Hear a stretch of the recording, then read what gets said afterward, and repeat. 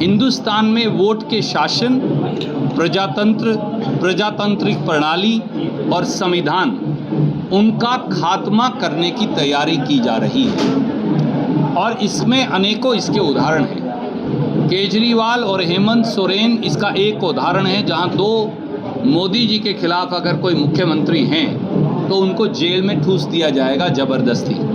पर ये अकेले उदाहरण नहीं, आप याद करिए, अब तो पैसे और ईडी, सीबीआई, इनकम टैक्स के बल पर जिसकी मर्जी चाहे पार्टी तोड़ देते हैं। एनसीपी को तोड़ दिया, शिवसेना को तोड़ दिया, डीएमके को तोड़ दिया, एआईएडीएमके को तोड़ने की कोशिश की गई, कितने और आरजेडी के एमएलए भगा कर ले गए, कितने और क्षेत्रीय दल हैं, टीएमसी के एमएलए तोड़े गए और कई जगह, कई प्रांतों में कांग्रेस के लोग तोड़े गए।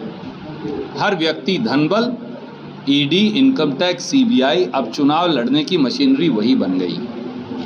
इसी प्रकार से चुनाव आयोग की स्वायत्तता को ही खत्म कर दिया गया।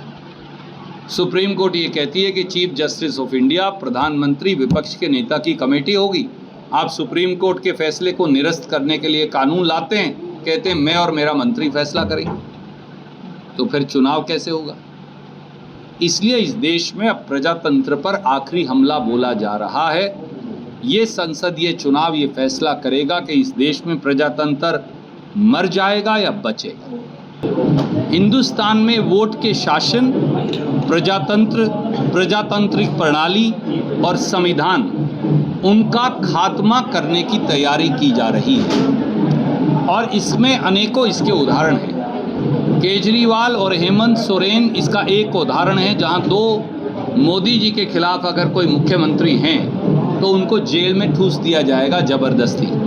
पर ये अकेले उदाहरण नहीं, आप याद करिए, अब तो पैसे और ईडी, सीबीआई, इनकम टैक्स के बल पर जिसकी मर्जी चाहे पार्टी तोड़ देते हैं। एनसीपी को तोड़ दिया, शिवसेना को तोड़ दिया, डीएमके को तोड़ दिया, एआईएडीएमके को तोड़ने की कोशिश की गई, कितने और आरजेडी के एमएलए भगा कर ले गए, कितने और क्षेत्रीय दल हैं, टीएमसी के एमएलए तोड़े गए और कई जगह, कई प्रांतों में कांग्रेस के लोग तोड़े गए।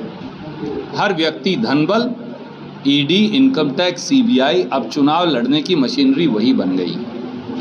इसी प्रकार से चुनाव आयोग की स्वायत्तता को ही खत्म कर दिया गया। सुप्रीम कोर्ट ये कहती है कि चीफ जस्टिस ऑफ इंडिया, प्रधानमंत्री, विपक्ष के नेता की कमेटी होगी। आप सुप्रीम कोर्ट के फैसले को निरस्त करने के लिए कानून लाते हैं, कहते हैं मैं और मेरा मंत्री फैसला करेंगे, तो फिर चुनाव कैसे होगा? इसलिए इस देश में अब प्रजातंत्र पर आखिरी हमला बोला जा रहा है। ये संसदीय चुनाव ये फैसला करेगा कि इस देश में प्रजातंत्र मर जाएगा या बचेगा।